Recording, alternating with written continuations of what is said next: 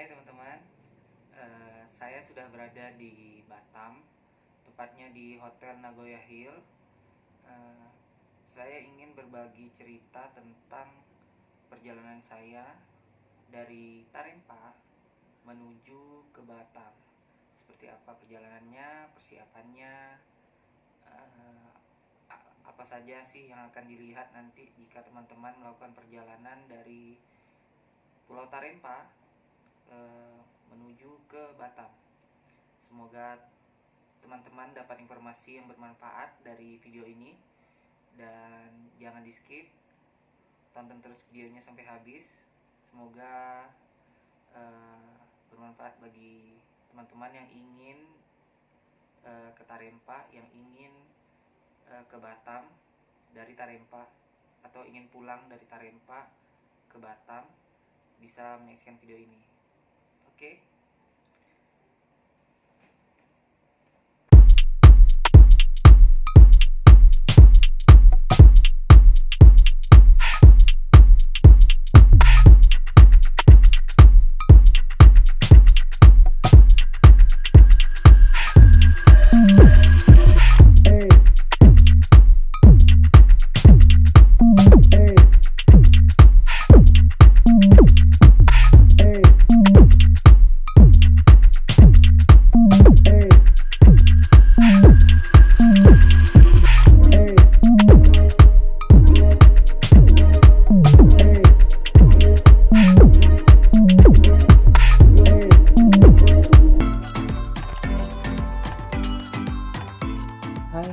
Hai semua, perkenalkan nama saya Ricky. Asal saya dari Kepulauan Anambas, Provinsi Kepulauan Riau. Perjalanan saya dari Kabupaten Kepulauan Anambas menuju Kota Batam di masa pandemi COVID-19 ini terasa berbeda. Tonton terus video ini ya, sampai habis, oke?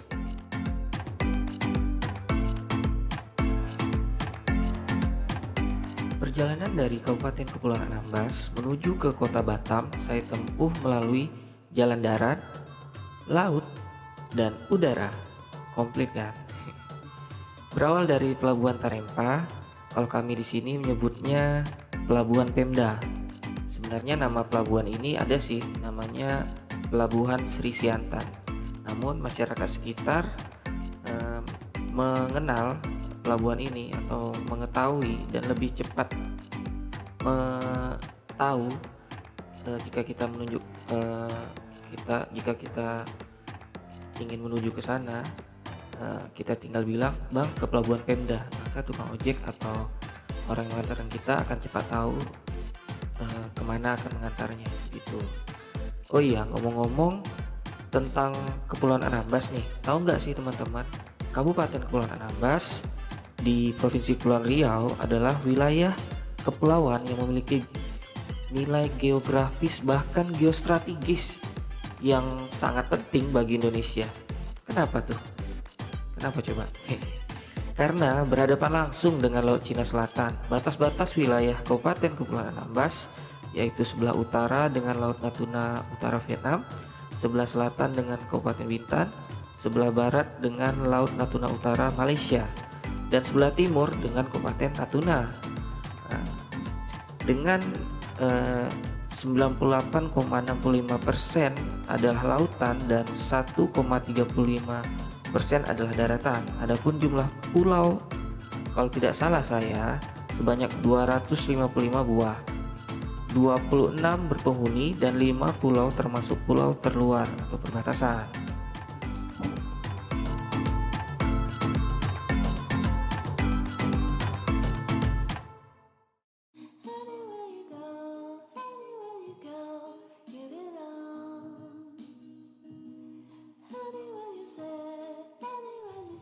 Nah, itu tadi beberapa informasi yang saya dapatkan dari sumber Mbah Google ya.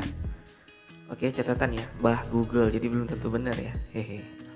Oh iya, untuk menggunakan feri penyeberangan seperti yang saya tumpangi ini, caranya gampang. Tinggal datang ke Pelabuhan Pemda sekitar jam 7 pagi.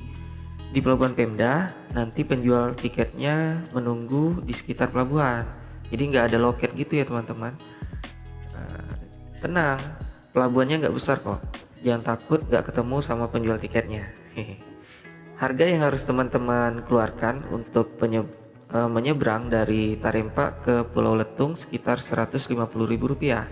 Nah, ada beberapa hal yang wajib teman-teman siapkan sebelum berangkat nih.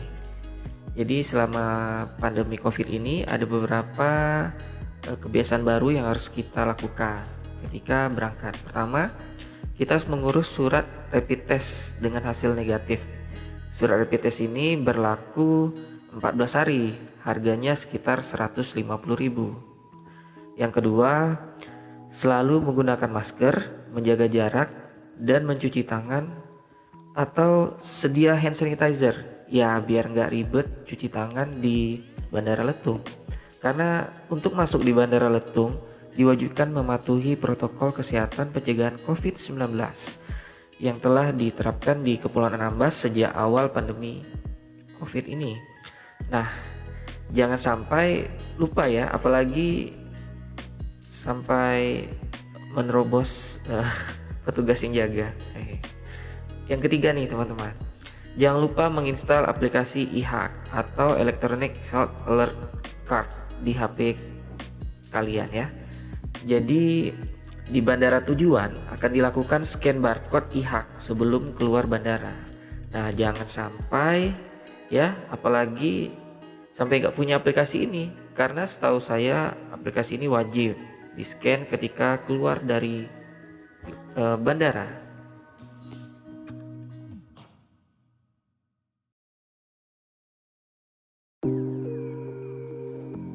Oke, ini saya sudah sampai di Pelabuhan Letung. Nama pelabuhannya adalah Pelabuhan Pantai Padang Melang. Di Letung sendiri ada 3 pelabuhan untuk menyandarkan feri. Yang pertama Pelabuhan Padang Melang, yang kedua Pelabuhan Kuala Maras, dan yang ketiga Pelabuhan Letung sendiri. Nah, untuk Pelabuhan Padang Melang ini sebenarnya ada di Letung juga teman-teman. Jadi sama-sama di Kelurahan Letung. Antara pelabuhan yang satu dengan satu lagi itu tidak terlalu jauh.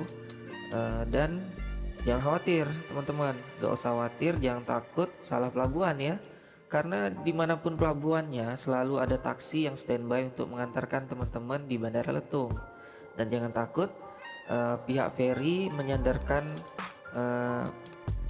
ferinya itu sudah koordinasi sama orang taksinya. Orang taksinya juga yang penyedia jasa taksi di sana, itu otomatis misalnya ferinya singgah di Pelabuhan Pantai Padang Melang, mereka akan standby di Pelabuhan Feri Padang Melang ataupun di Kuala Maras gitu. Jadi memang feri dan taksinya sendiri mereka sudah tahu akan ngambil penumpang di mana gitu. Jangan takut ya teman-teman.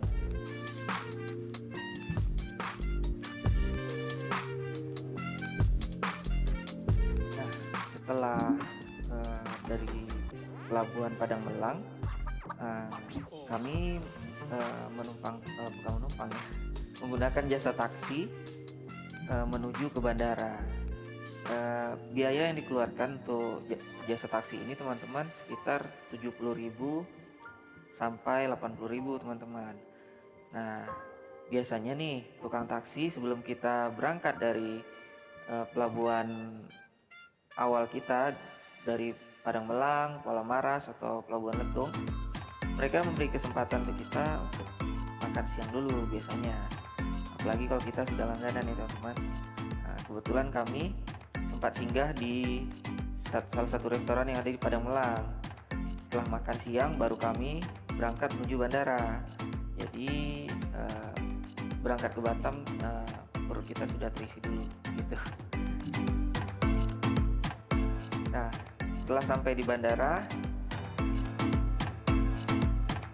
lanjut penerapan protokol COVID teman-teman. Di sini ada tempat cuci tangan dan ada di sini ada semacam ruangan untuk melakukan proses sterilisasi.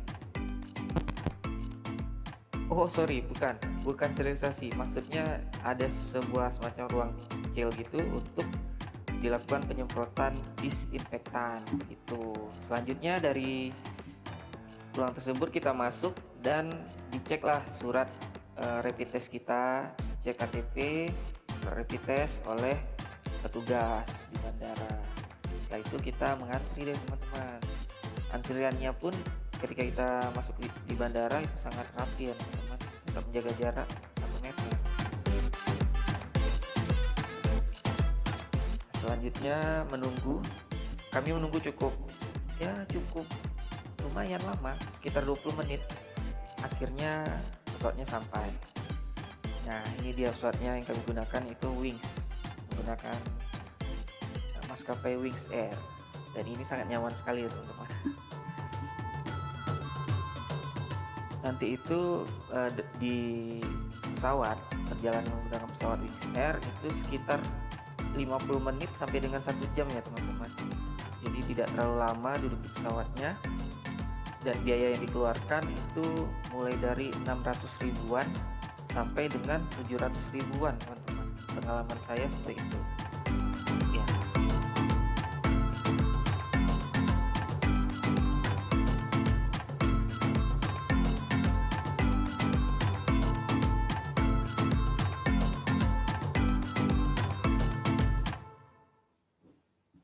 Ini dia suasana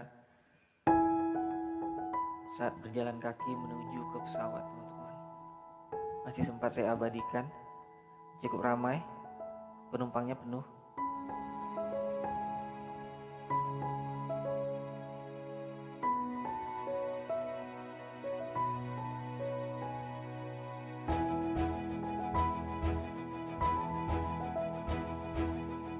Ini dia, tetap pakai masker ya teman-teman.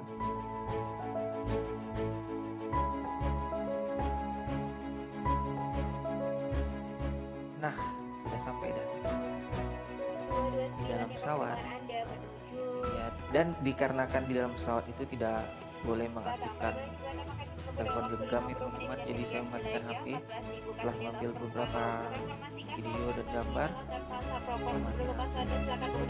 Dan ya, setelah menunggu sekitar 50 menit akhirnya sampai juga di Bandara Hang Nadiem Batam. Penerbangannya sangat lancar dan cuaca cukup cerah pada saat itu.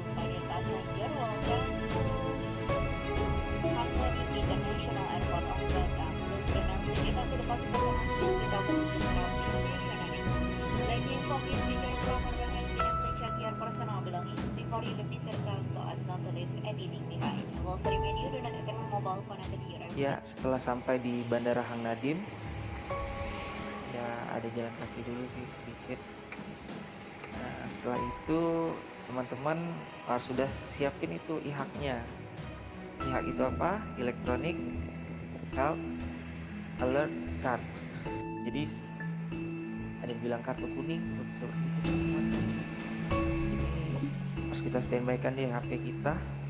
Pada saat kita menuju pintu keluar bandara, ini di sini nanti kita belok di sebelah kanan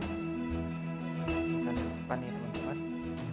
Ada petunjuk arahnya nanti di depan. Di sana nanti sebelum kita keluar kita dicek, di scan barcode yang ada di aplikasi IHAK yang kita punya. Ya itu dia teman, di sana. Udah cukup banyak antrian bukan?